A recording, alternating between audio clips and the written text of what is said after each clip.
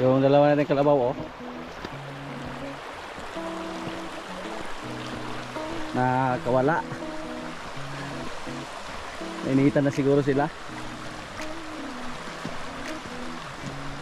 Buti na lang naaabutan namin. Si Bugoy at si Tisay, oh. Busog ay Bugoy. Pati si Tisay. Kuyo kayo rin magdiayon, pre. Kagigala siya, pre, oh. Lubog yun. Naibot? Naibot na.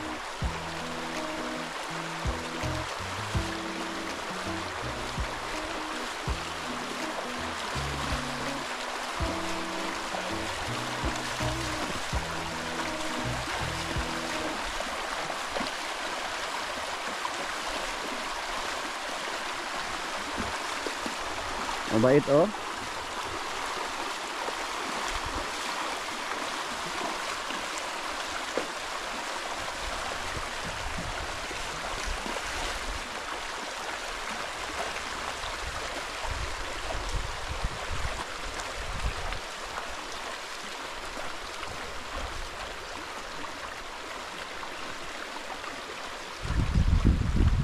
May puntahan kami doon. May kalabaw daw na ibinta. Subukan namin ni pare kung mabili namin. Lalaki na kalabaw, pre? Lalaki.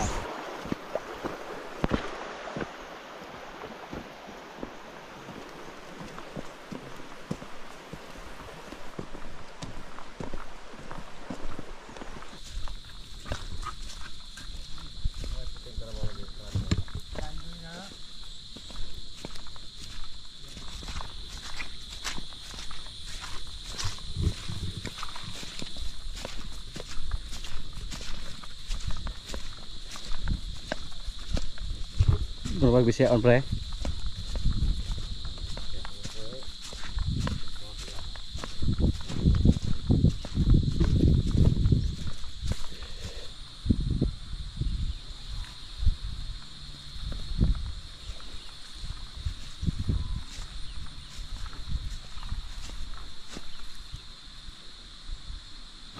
Yan po. Yun siguro yung kalabaw na ibinta. Puntahan namin yung may-ari. Magkano kaya ang presyo niya? Pag magkasundo kami sa presyo, bilhin natin. Tapos medyo payat siya, patabain lang natin tapos ibinta pag tumaba na. Patabain ng kunti. Napaka cute, oh. Dalawang kalabaw. Maliliit. Berkada lang po sila.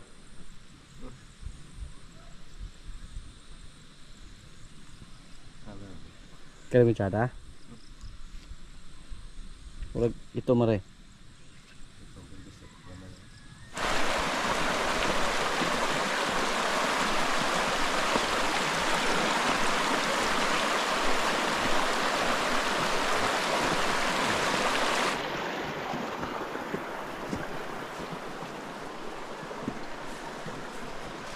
Ya, boleh sa midaya. Hindi pa dumating yung asawa niya, mga kaprobinsya. Pero may motor doon. Sige na may kapakes niya pare. Pagit itogot.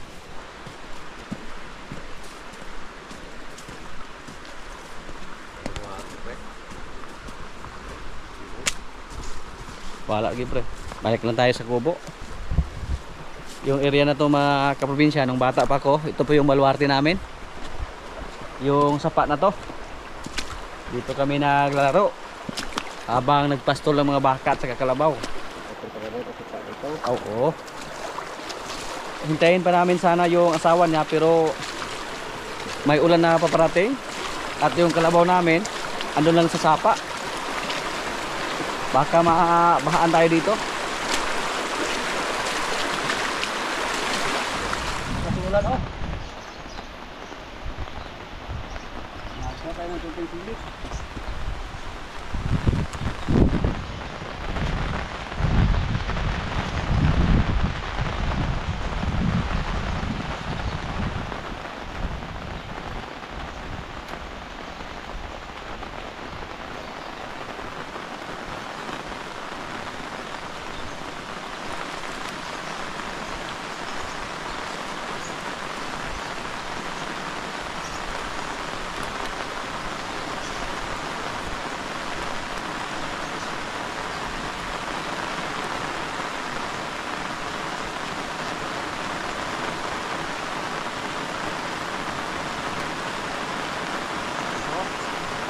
dito ng manok. Mataba po yung pichay natin.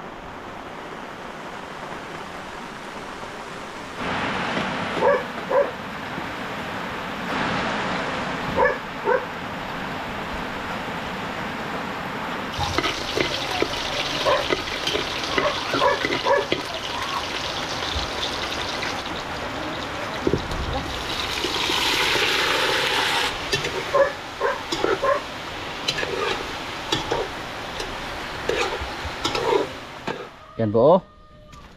Na-harvest na kahapon yung mga mais namin. Pero yung mga kapitbahay lang namin yung pina-harvest namin dito. At may share naman sila. At yung mais natin, para lang to sa ating mga alagang manok. Kilo. Maganda to ipakain sa ating mga alagang manok. At subukan natin na bigyan sila ng mais. Kasi po matagal na po sila na hindi nakakain ng mais. Nang naubusan tayo ng mais, puro tahop na lang at saka kunting feeds yung binigay natin sa kanila. Yan o.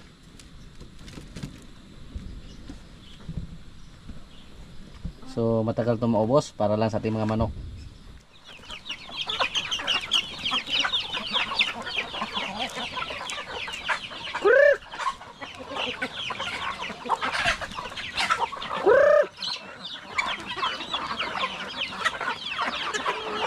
Kinailan nila, oh. Hindi nila kalimutan yung mais.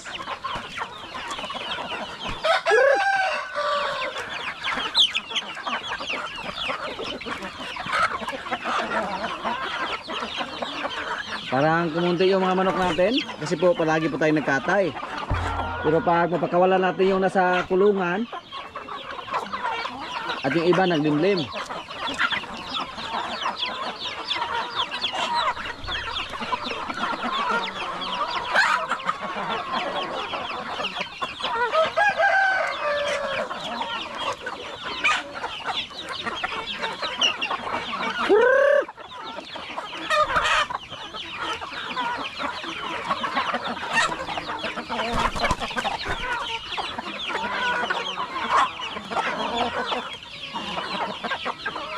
Matigas ang galing yung butilya kasi basa pa. Hubag pa ba?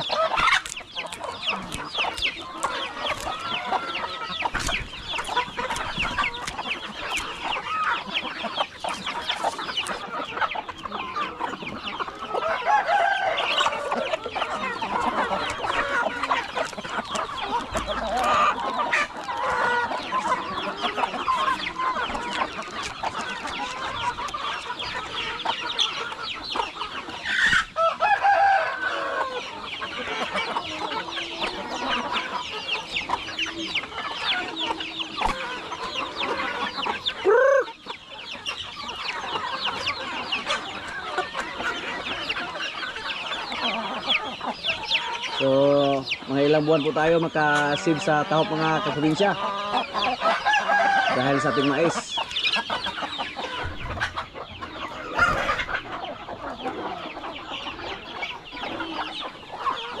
Pagkadali lang maubos, oh.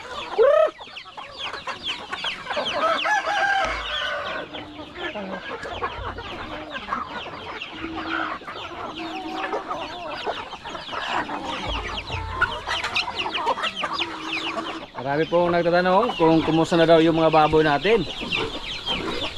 Yung tatlo natin inahing baboy, nai-AI na po sila lahat. Yung artificial insemination. Yan po. So, maghintay lang tayo sa kanila. Ito yung huli. Sa mga nakaraang araw pa ito na-AI. May nagtatanong po sa atin kung ano daw yung AI. Yung similya lang ng barako ang dinala dito at nilagay sa kanyang ari, pinasok. May maliit na tubo or hose at yun po ang dinaanan ng similya ng barako. Hindi na po siya kinastahan ng barako.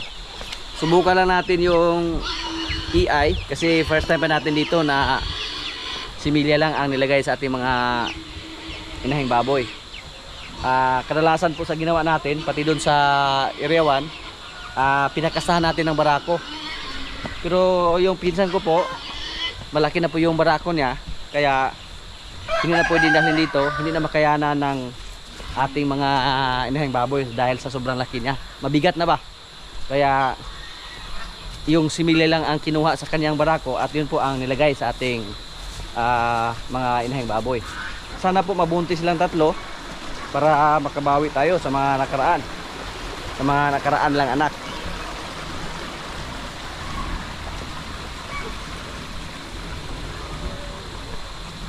Maraming nagtatanong sa atin kung ano daw ang nangyari sa ating mga biik. Dito po sa amin mga kaprobinsya, sa mga nakaraang buwan hanggang ngayon, palaging umuulan.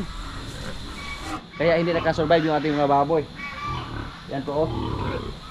Yung dalawa nating baboy, naiiay na po silang dalawa. Unti-unti na nanumbalik yung katawan nila. Tumaba na sila.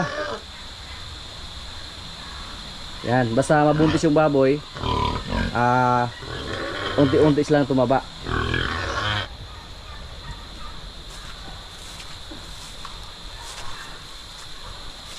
Yung anak nila dati, anak lang tatlo, hindi tayo sinuwerte, hindi naka-survive yung ating mga biik. At maraming nagtatanong. Ngayon ipakita ko sa inyo yung mga biik natin, pero kakaunti na lang sila base po sa aming naobserbahan dito sa area na to mga kaprobinsya. Parang hindi matuyo yung simento, palaging basa lang ba, tapos palagi pang umuulan, kaya hindi naka-survive yung mga biik natin.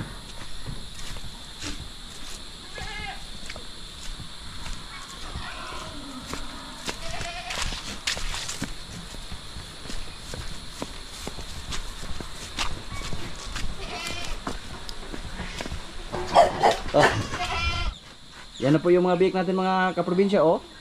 Yan. Yung tatlo, oh, sa kabila. Tatlo dyan, tatlo dito.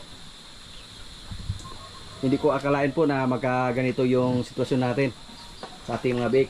Kasi pag napapansin nyo po, napakaganda na lang mga katawan habang nagtabuhan sila sa damuhan. Pero wala tayong swerte sa biik. Kasi ang nangyari po nung una, parang na-discourage tayo sa ating mga alagang baboy. Kasi namroblema tayo kung saan natin ibinta yung tatlo nating baboy dati, yung mga malalaki. Pero na nakahanap tayo ng buyer, pero mura lang yung presyo. So yung mga biik natin, para napabayaan ko po sila. Ako po yung may kasalanan kasi napabayaan ko sila, hindi ko sila na monitor. Na nagtanong ako sa aking mga kasama nito, hindi ko alam na namayat na pala yung mga biik natin dahil sa sobrang lamig. Kaya nang ginamot namin, medyo huli na po tayo. Kasi may pagkukulang po tayo sa ating mga biik. Imagine nyo po, sila po ay 30, pero ang natira, 6. Inikala namin nung una na wala nang matira sa kanila, mamatay na sila lahat. Yan. Kaya maraming nagtatanong sa atin kung kumusta na po yung mga biik natin. Parang na-discourage po tayo mga kaprobinsya. Parang nawala na po tayo ng pag-asa sa ating mga alagang baboy. Gusto ko nang sumuko sa mga panahon na yon. Pero sabi ni Bro Bonifacio, sabi sa ating mga kasama dito na baka bumalik lang sa normal yung sitwasyon at magmahal naman yung baboy. Kaya ngayon, yung ating 3 baboy, yung inahin natin, sana buntis na po silang 3 para makabawi tayo sa susunod. Kasi pag susuko tayo diretso, pag nalogi tayo ngayon, sigurado tayo na hindi na tayo makabawi pag susuko tayo. Kaya tuloy lang tayo dito sa pag-alaga ng baboy. Doon sa Area 1 may mga baboy pa tayo doon. At yung baboy natin inahin, malapit na siyang manak. Pero isa sa mga problema namin dito ngayon, napakahirap i-dispose yung baboy, lalo na pag marami, lalo na pag malaki na. Umaayaw yung mga komprador, yung mga buyer. Tapos pag umayaw na sila, pag ipilit natin, bilhin nila sa pinakamura na presyo. Yan po ang sitwasyon. Subukan lang natin. Kasi nung una mga kaprobinsya, nagtanong po yung kaibigan ko po kung kumusta na po yung mga biik natin. Sabi ko po, wala na akong pakialam sa aking mga biik dahil sa mura ng baboy. Kaya ang nangyayari, namatay yung iba dahil sa ating pagkukulang sa kanila. Pero tao lang po tayo na marunong masaktan, na discourage po sa ating mga alaga. Subukan po natin sa sunod, kung mga anak na yung baboy natin na 3, subukan natin na i-monitor ng husto at hindi natin sila pabayaan. Pero ang problema mga kaprobinsya, pag walang buyer sa mga baboy. Sana naman, kasi papalapit na ng Disyembre, sana makahabol yung mga baboy natin at hindi na tayo mahirapang mag-dispose sa kanila. Yan po ang ating hangad, na hindi tayo mahirapan mag-dispose. Kasi nung una, grabe yung naramdaman ko nun. Nung walang buyer yung ating 3 baboy, naisipan na namin na katayin ko yung 3. Kinuntak ko po na yung mga kapitbahay ko dito. Pero hindi kaya nilang bilhin yung karne. Kasi ang gagawin ko sana, katayin yung 3 tapos ibinta yung karne sa aming mga kapitbahay dito. Pero dahil sa dami po, kasi yung bawat isa sa kanila umabot na sa 100 kilo. So yung 3 nasa 300 kilos. Tapos pag karne na, lagpas 100 kilos yung karne namin pag makata namin yung 3. At kinuntak ko po yung aming mga kapitbahay dito, tig 1 kilo lang ang kunin nila. So ang nangyari po, parang na-discourage tayo ng gusto. At buti na lang nakahanap tayo ng buyer doon sa Bais. Pero mura ang presyo. Yan po ang nangyari sa ating mga alagang biik. So sa mga nagtatanong dyan, sana po maintindihan nyo ang sitwasyon ko. Kasi napakahirap naman pag mag-alaga tayo ng marami tapos walang buyer. Lalo na yung baboy. Pag i-stock natin, hindi sila pwedeng i-stock. Habang tumatagal, palaki na palaki yung katawan nila. Tapos pag sobrang laki na, inaayawan na ng mga buyer. Yan po ang baboy. Okay lang yung baka mga kaprobinsya pag walang buyer. Kasi pag alagaan natin sila na matagal, lalo silang lumaki. So yan po ang gusto natin, na palakihin ang gusto yung mga alaga ating baka. Hindi katulad ng baboy na pag sobrang laki ng baboy, yung baboy ay hindi nabilhin ng mga kumprador sa market. Kasi matigas na daw. Yun po ang sabi nila. At sana sa sunod na panganak na ating 3 baboy, hindi na magkaganito. Tapos sana wala nang ESF sa lugar namin. Sa ngayon, yan lang muna ang update sa ating mga alagang baboy, sa ating mga alagang biik. Pag napapansin nyo po, yung dingding nilagyan na namin ng trapal para hindi mapasok ng hangin. Subukan lang natin kasi nung nagtanong tayo sa mga nakaraang linggo po, yung biik napakamura. Nasa 500 per head na lang pag pupunta tayo sa stockyard. Yan po ang napakahirap. Pero sana lang makabawi tayo.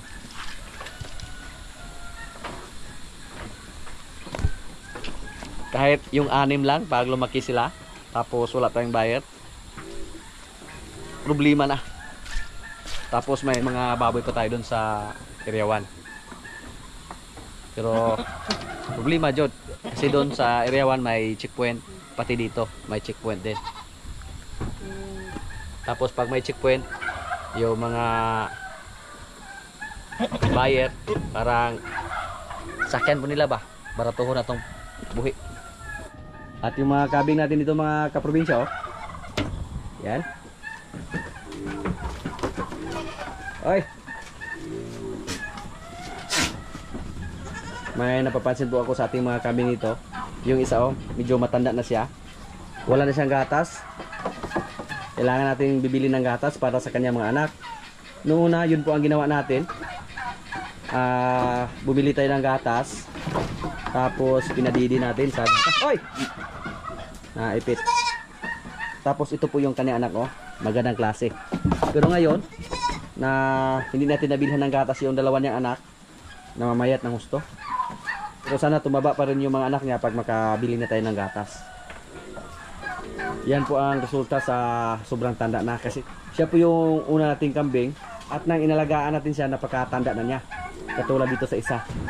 Pero okay lang siya, yung isa, kasi isa lang yung anak niya. Tingnan nyo po mga kaprobinsya, oh. Yung nanay niya bata pa, kaya napakaganda ng katawan, oh. Lalaki. Ito yung anak sa matanda nating kambing na isa lang. Astig ay itsura. Yung nahirapan ng nanganak siya. Pag napapansin nyo po, hinila pa natin to.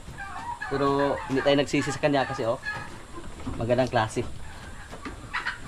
Manang-mana sa ating buwer. At yung isa dito, mga babae, magandang klase din. Dahil yung nanay nila, bata pa. Yan. So, upgrade na po to. Darating ang panahon dito na gumanda lahat yung ating breeding dito. Kasi ang gagawin po natin yung sobrang tanda na, katulad sa ating isang kambing dyan. Pag mapapansin natin na wala na siyang gatas, pag manganak siya, ang gagawin natin sa kanya, ibinta natin. Wala namang problema kasi marami naman tayong babaeng kambing. Kadalasan po sa mga kambing natin dito na yung mga nasa labas lahat na mga malalaki, puro po yan babae. Yan po oh. Unti-unti nang tumaba yung mga payat nating kambing na galing sa area 1. At ito, napakalaki ng tiyan. Nanay ni Bubo. Siya po ang napapansin ko dito na napakaganda yung mga anak niya. Ito yung anak niya at yung isang itim na hinihingal dati pag naalala niyo po. Yan oh. Pero medyo maliit siya sa kanyang kapatid, pero at least naka-survive po siya. Nakala ko po noong una na hindi na siya makasurvive. Ito yung buwer natin oh. Gwapo na kayo. Siya po yung ama sa ating mga buwer dito na mga maliliit. At napapansin ko po na napakaganda yung mga anak niya. Lalo na pag maparisa natin sa mga magagandang klase din na babae. Lumabas yung magagandang klase. At yung isa, mukhang nakakasta na to. Hindi ko pa nakita yung anak niya.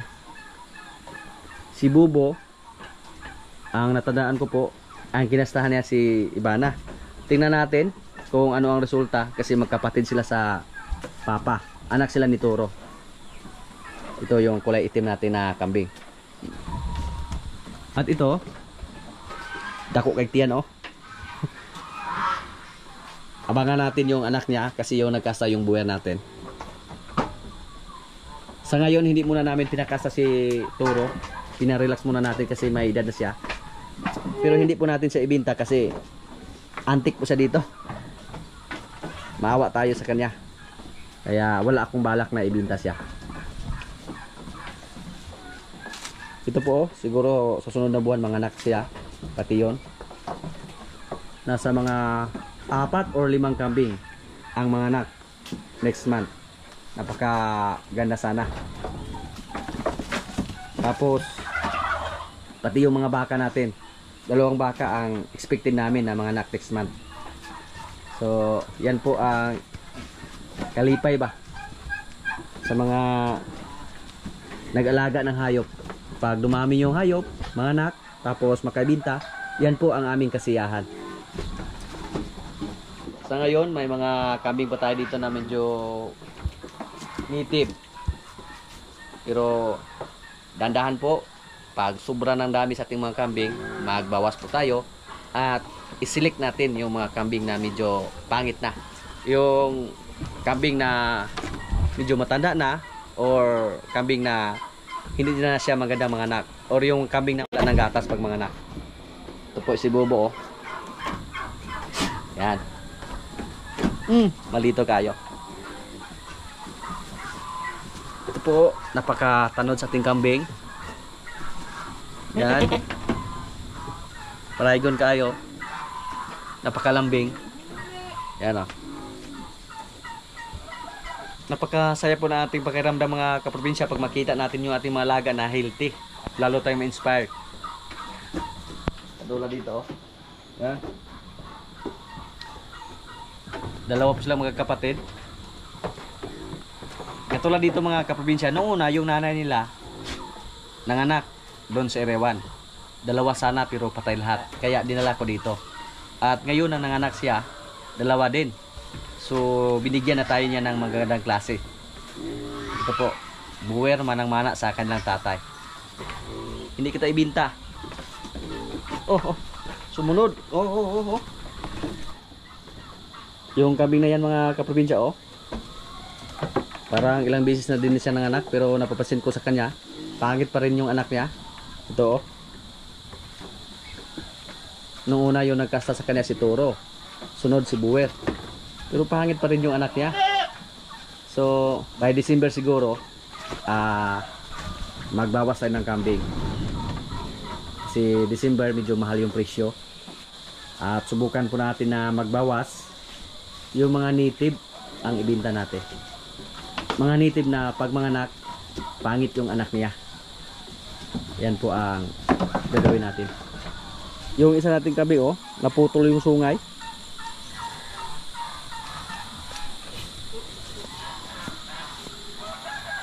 Nahuslot ba?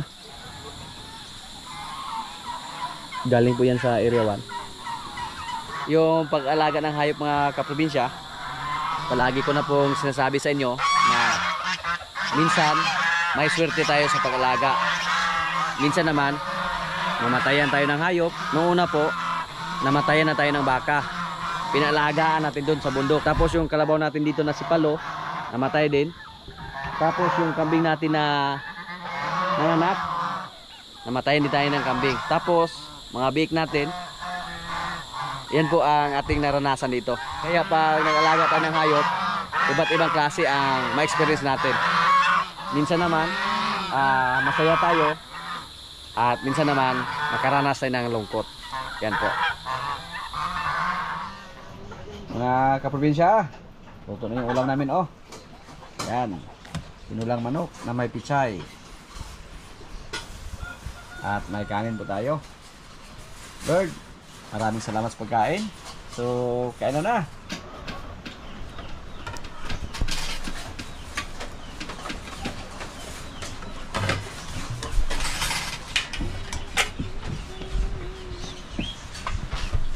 Paghuka dia dong. Ginoo.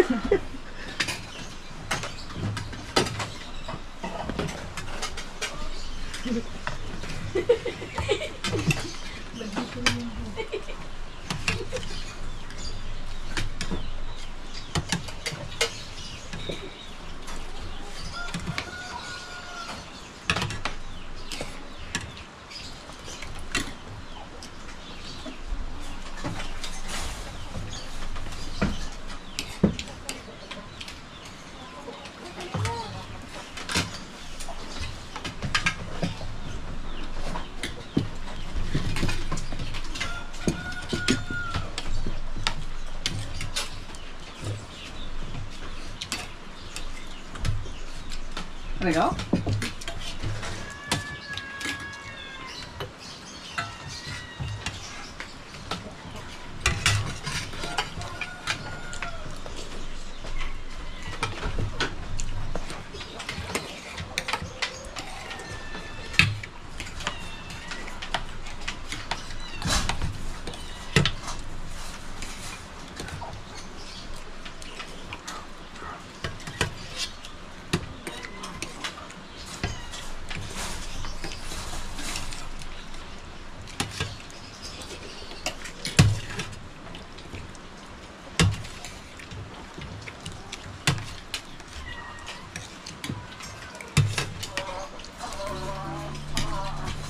Kain tayo.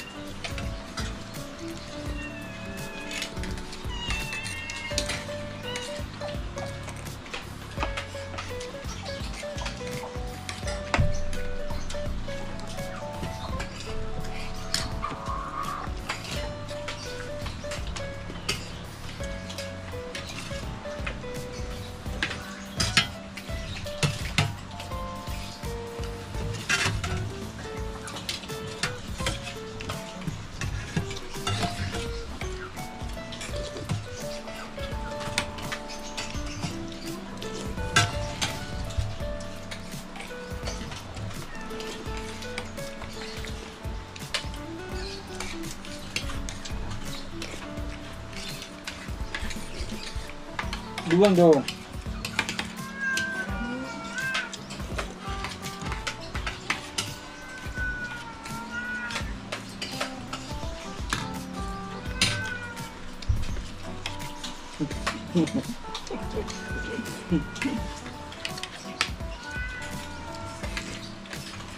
Tahu nggak ya? Kita tunggu yang udah nggak dapat ngomongkan dong. Oh ya belum no.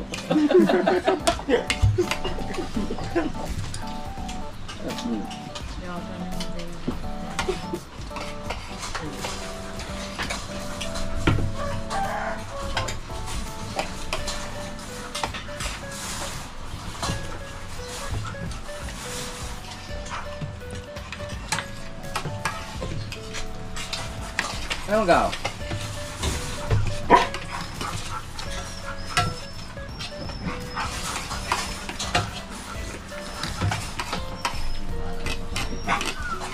Tuh, tunggu.